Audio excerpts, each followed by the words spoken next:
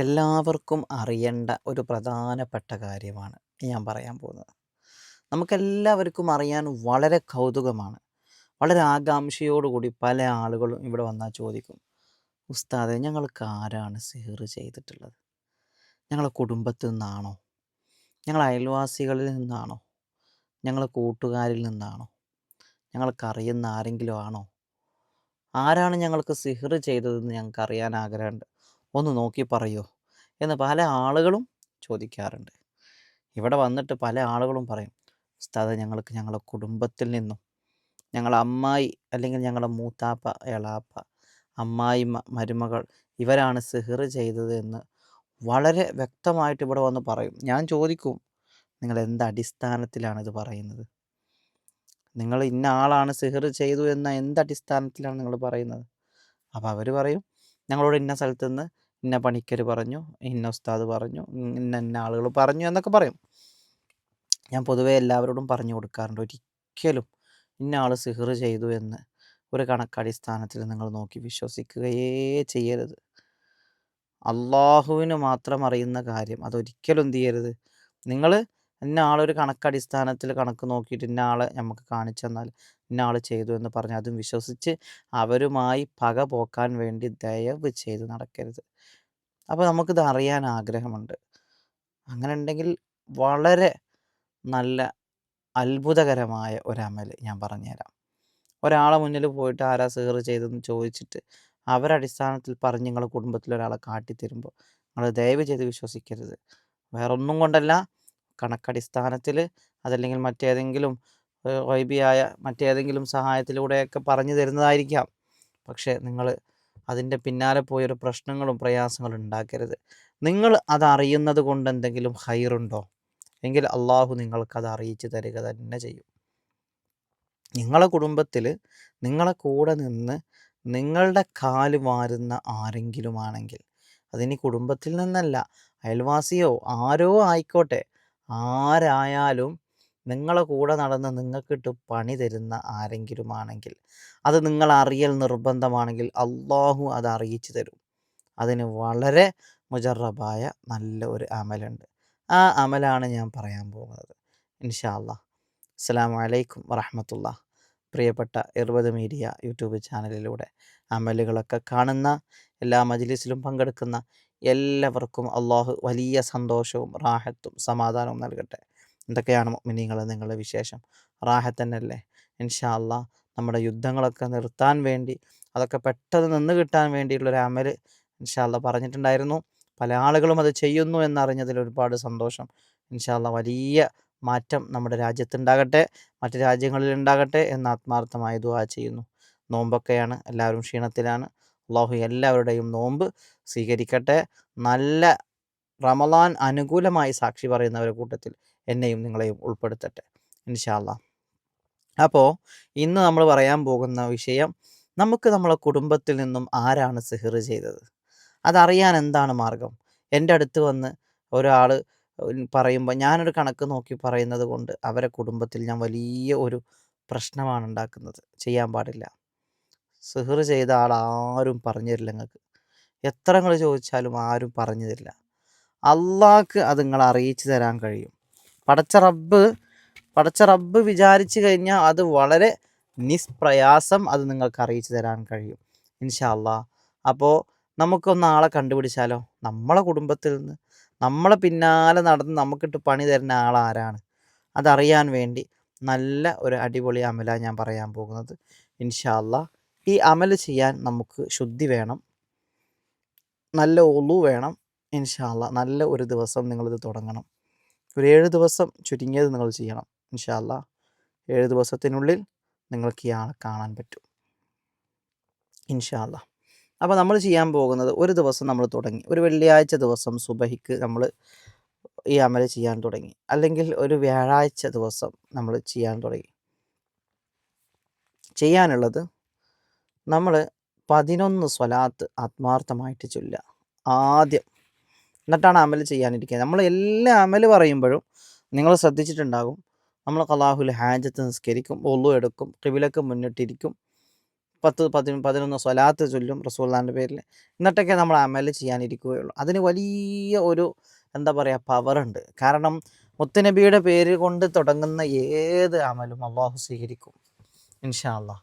അപ്പോൾ നിങ്ങളിവിടെ ചെയ്യാനുള്ളത് ഞാൻ ഈ പറഞ്ഞതുപോലെ ഒരു ദിവസം നല്ലൊരു ദിവസം സെലക്ട് ചെയ്യുക. എന്നിട്ട് നിങ്ങൾ എന്ത് ചെയ്യുക, ആദ്യം 11 സ്വലാത്ത് റസൂലുള്ളാഹിൻ്റെ പേരിൽ ചൊല്ലിയിട്ട് ആത്മാർത്ഥമായി ദുആ ചെയ്യുക. ആദ്യം പടച്ചോനെ എനിക്ക് എൻ്റെ കുടുംബത്തിൽ നിന്നും ആരാണ് സിഹ്ർ ചെയ്തത്, അല്ലെങ്കിൽ എനിക്ക് ആരാണ് സിഹ്ർ ചെയ്തത് എന്ന് ഞാൻ അറിയാൻ ആഗ്രഹിക്കുന്നു അല്ലാഹ്. അതറിഞ്ഞാൽ അത് എനിക്ക് അക്സെപ്റ്റ് ചെയ്യാൻ പറ്റുമെങ്കിൽ, അതെനിക്ക് ഉൾക്കൊള്ളാൻ പറ്റുന്ന ആളാണെങ്കിൽ എനിക്കത് അറിയിച്ചു തരണം എന്നാണ് നിങ്ങൾ പറയേണ്ടത്. ചിലപ്പോൾ നമുക്ക് സിഹ്ർ ചെയ്യുന്ന ആളെ നമ്മൾ അറിഞ്ഞു കഴിഞ്ഞാൽ നമ്മൾ വല്ലാതെ തകർന്നു പോകും. നമ്മളൊരിക്കലും സ്വപ്നത്തിൽ പോലും കരുതാത്ത, നമ്മളൊരിക്കലും ചിന്തിക്കാൻ പോലും കഴിയാത്ത ഒരാളാണ് നമുക്ക് സിഹ്ർ ചെയ്തത് എന്നുണ്ടെങ്കിൽ ആ ആൾ ചിലപ്പോൾ നമ്മുടെ നന്മക്ക് വേണ്ടി പോരാടുന്ന ഒരാളായിട്ടായിരിക്കും നമുക്ക് തോന്നുക. പക്ഷെ ആ ആളായിരിക്കും നമുക്ക് സിഹ്ർ ചെയ്തിട്ടുണ്ട് എന്നുണ്ടെങ്കിൽ അത് കാണുമ്പോൾ, അതറിയുമ്പോൾ വല്ലാതെ ഹൃദയം കിടന്ന് പിടയ്ക്കും, വല്ലാതെ സങ്കടം തോന്നും. അവരോട് ദേഷ്യം കൊണ്ട് ചിലപ്പോൾ നമ്മൾ എന്തെങ്കിലുമൊക്കെ പറഞ്ഞു പോകും. അതുകൊണ്ട് അള്ളാഹുവിനോട് ആത്മാർത്ഥമായി ദുആ ചെയ്യുക. അള്ളാഹുവെ, എനിക്ക് സിഹ്ർ ചെയ്ത ആളെ ഞാൻ അറിയുന്നത് കൊണ്ട് എനിക്കൊരു കുഴപ്പവുമില്ല എങ്കിൽ, എനിക്കത് ഉൾക്കൊള്ളാൻ പറ്റുന്ന ആളാണെങ്കിൽ എനിക്ക് നിർബന്ധമായി റബ്ബെ ആ ആളൊന്ന് അറിയിച്ചു തരണമെന്ന് ഖാലിഖായ റബ്ബിനോട് ആത്മാർത്ഥമായി ദുആ ചെയ്യുക. ശേഷം നിങ്ങൾ എന്ത് ചെയ്യണം, നിങ്ങൾ ഈ സ്വലാത്തൊക്കെ ചൊല്ലി നിസ്കാരമൊക്കെ കഴിഞ്ഞ് നിങ്ങൾ എന്ത് ചെയ്യാം, നല്ല റാഹത്തോടു കൂടി നിങ്ങൾ ഞാൻ ഈ പറയുന്ന സൂറത്തുൽ ഫീൽ 41 തവണ സംസാരിക്കാതെ, ആരോടും സംസാരിക്കാതെ. സൂറത്തുൽ ഫീലിൻ്റെ പ്രത്യേകത അറിയാലോ എല്ലാവർക്കും. സൂറത്തുൽ ഫീലിൻ്റെ പ്രത്യേകത, ശത്രുവിനെ നേരിടാൻ ആ ഒരു അധ്യായം പോലെ ഖുർആനിൽ മറ്റൊരു അധ്യായമുണ്ട് എന്ന് എനിക്ക് തോന്നുന്നില്ല. അത്രയും പവർഫുള്ളായ ഒരു അധ്യായമാണ് ഖുർആനിലെ സൂറത്തുൽ ഫീൽ ഇൻഷാ അല്ലാഹ്. അപ്പോൾ നമ്മുടെ ഇവിടുത്തെ തുറുപ്പ് ചീട്ടെന്ന് പറയുന്നത് സൂറത്തുൽ ഫീലാണ്. ഫീൽ സൂറത്ത് എല്ലാവർക്കും അറിയാലോ. അലം തറ കൈഫ സൂറത്തിനെയാണ് സൂറത്തുൽ ഫീൽ എന്ന് പറയുന്നത്. ഇൻഷാ അല്ലാഹ് 41 തവണ അലം തറ കൈഫ സൂറത്ത് സംസാരിക്കാതെ ഓതി വെള്ളത്തിൽ ഊതുക. ഒരു അര ഗ്ലാസ് വെള്ളം എടുത്താൽ മതി.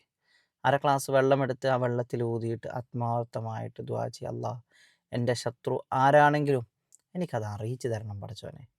ആത്മാർത്ഥമായി പറയാം. അതിനുശേഷം നല്ല ഇഖ്ലാസോടുകൂടി ഖാലിഖായ റബ്ബിൻ്റെ പരിശുദ്ധമാക്കപ്പെട്ട നാമം എല്ലാവർക്കും അറിയാം, അസ്മാഹുൽ ഹുസ്നയിൽ നമ്മളൊക്കെ ചൊല്ലുന്നതാണ് ആ ഒരു നാമം. ഏതാണ് ആ നാമം? യാ അല്ലാമുൽ ഗുയൂബ് എന്ന് പറയുന്ന ആ ഒരു നാമം പരിശുദ്ധമാക്കപ്പെട്ട അസ്മാഹുൽ ഹുസ്നയിൽ നമുക്കൊക്കെ അറിയാം. യാ അല്ലാമുൽ ഗുയൂബ് യാ അല്ലാഹ്, യാ അല്ലാമുൽ ഗുയൂബ് യാ അല്ലാഹ് എന്നുള്ള ആ ഒരു ഇസ്മ വളരെ ആത്മാർത്ഥതയോടുകൂടി 111 തവണ മന്ത്രിക്കുക. 111 തവണ മന്ത്രിച്ചതിന് ശേഷം നിങ്ങൾ അള്ളാഹുവിനോട് ആത്മാർത്ഥമായിട്ട് പറയാം, അള്ളാഹ്, ഏത് മറഞ്ഞ കാര്യവും അറിയിച്ചു കൊടുക്കുന്നവൻ നീയാണല്ലോ. ഇൻഷാ അല്ലാഹ് എനിക്കത് അറിയിച്ചു തരണം പടച്ചോനെ. എനിക്കാരാണ് എൻ്റെ കൂടെ നിന്ന് എനിക്കിട്ട് ഈ പണി തരുന്നത് എനിക്കൊന്ന് അറിയണം. അവനിൽ നിന്നും എനിക്കൊന്ന് മാറി നടക്കാനാണല്ല, അവൻ എനിക്കൊന്ന് ശ്രദ്ധിക്കാനാണല്ല, അവൻ തരുന്ന ഭക്ഷണങ്ങൾ കഴിക്കാതിരിക്കാൻ വേണ്ടിയാണല്ല. ഇങ്ങനെ ആത്മാർത്ഥമായി റബ്ബിനോട് ദുആ ചെയ്യുക. ഇതാണ് കാര്യപ്പെട്ട അമല്. ഈ അസ്മാഉൽ ഹുസ്നയിലെ ഈ ഒരു ഇസ്മും അതുപോലെ തന്നെ സൂറത്തുൽ ഫീലും, ഇത് രണ്ടുമാണ് ഇവിടുത്തെ ഇസ്മ. ഇത് രണ്ടും ഓതി കഴിഞ്ഞ് ചൊല്ലിക്കഴിഞ്ഞാൽ പിന്നെ നിങ്ങൾ ചെയ്യേണ്ടത് വളരെ ആത്മാർത്ഥതയോടുകൂടി വീണ്ടും 11 സ്വലാത്ത് ചെല്ലുക. 11 സ്വലാത്ത് ചൊല്ലി ദുആ ചെയ്യുക. ഈ അമൽ സ്വീകരിക്കാൻ വേണ്ടി നല്ല ഇഖ്ലാസോട് കൂടി ദുആ ചെയ്യുക. ഇൻഷാ അല്ലാഹ് ഇത് കഴിഞ്ഞതിന് ശേഷം നിങ്ങൾ എന്ത് ചെയ്യുക, ചെരിഞ്ഞ് കിടക്കുക. വലത് ഭാഗത്തേക്ക് ചെരിഞ്ഞ് കിടക്കുക. ചെരിഞ്ഞ് കിടന്ന് അങ്ങനെ ഉറങ്ങുക. രാത്രി ചെയ്യാം. രാത്രി അങ്ങനെ ഇത് ചെയ്ത് ആ ഊതിയ വെള്ളം കുടിക്കാൻ മറക്കരുത്. പ്രത്യേകം പറയുന്നു, നിങ്ങൾ ആ ഊതിയ വെള്ളം, ആ അര ഗ്ലാസ് വെള്ളം ഒരു 3 മുറുക്കായി കുടിക്കുക. ബാക്കി ലേശം കയ്യിലെടുത്ത് മുഖം തടവുക. മുഖം കഴുകിയതിന് ശേഷം ആ വെള്ളം തുടക്കാൻ പാടില്ല. ആ വെള്ളം തുടക്കാതെ നിങ്ങൾ വലത് ഭാഗം ചെരിഞ്ഞ് കിടക്കുക. ഇൻഷാ അല്ലാഹ് ചിലപ്പോൾ 1-2 ദിവസം കൊണ്ട് നിങ്ങൾക്ക് കാണാൻ പറ്റും. അല്ലെങ്കിൽ ഒരു 7 ദിവസമോ അല്ലെങ്കിൽ ഒരു 9 ദിവസമോ 11 ദിവസമോ നീണ്ട് നിൽക്കുന്ന അമലുകൾ ചെയ്യുക ഇൻഷാ അല്ലാഹ്. ഇത് നിങ്ങൾ ചെയ്യൂ. നിങ്ങൾക്കത് ആരാണെന്ന് ഖാലിഖായ റബ്ബ് അറിയിച്ചു തരും ഇൻഷാ അല്ലാഹ്. അപ്പം എങ്ങനെ ചെയ്തു നോക്കല്ലേ? അള്ളാഹു വലിയ തൗഫീഖ് നൽകട്ടെ. എനിക്കും നിങ്ങൾക്കും നമുക്കൊക്കെയുള്ള ശത്രുക്കളെ അള്ളാഹു പരാജയപ്പെടുത്തി തരട്ടെ. എത്ര വലിയ ശത്രുവാണെങ്കിലും ഖാലിഖായ റബ്ബ് നിഷ്പ്രയാസം ആ ശത്രുവിൻ്റെ ആ ഒരു ശത്രുദോഷത്തെ നമ്മളിൽ നിന്നും ഇല്ലാതാക്കി തരട്ടെ. ആമീൻ യാ റബ്ബൽ ആലമീൻ. അപ്പോൾ ഇൻഷാ അല്ലാഹ് എല്ലാവരും ചെയ്തോളി. നല്ല അടിപൊളി അമലുകൾ ഇനിയുമുണ്ട്, ഞാൻ പറഞ്ഞു തരാം. ഈ ചാനലൊന്ന് സബ്സ്ക്രൈബ് ചെയ്ത് വെച്ചോളൂ, ഷെയർ ചെയ്യാൻ മറക്കണ്ട, ലൈക്ക് അടിക്കാൻ പ്രിയപ്പെട്ട കൂട്ടുകാരും മറന്നു പോകണ്ട. ഇൻഷാ അല്ലാഹ് നമുക്ക് കാണാം. അസ്സലാമു അലൈക്കും വറഹ്മത്തുള്ളാഹി തആല വബറകാതുഹു.